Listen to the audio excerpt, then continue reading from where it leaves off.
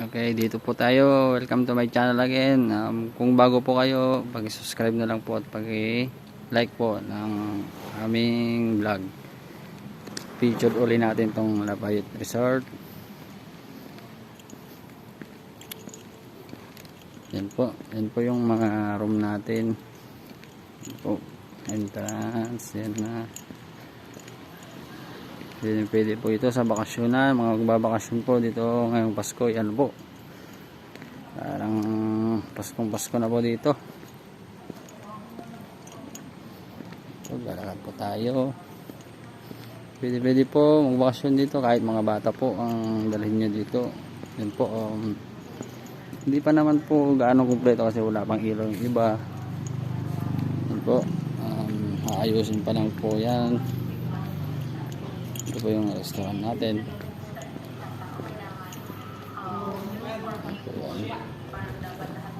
Yan po, room lahat po yan, room po natin yan.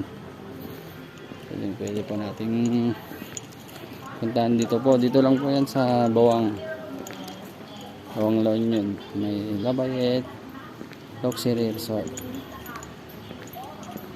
Po. Mayroon na rin po tayong pool dito.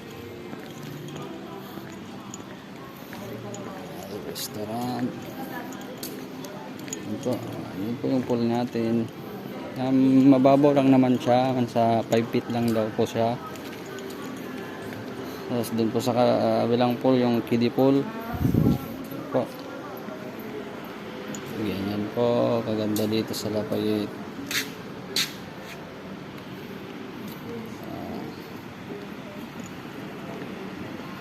Mababait po yung mga tao natin dito.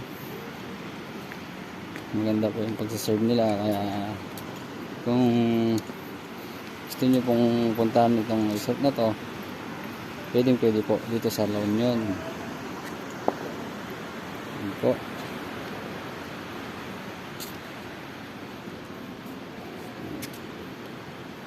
Pwede kang mamahinga dito.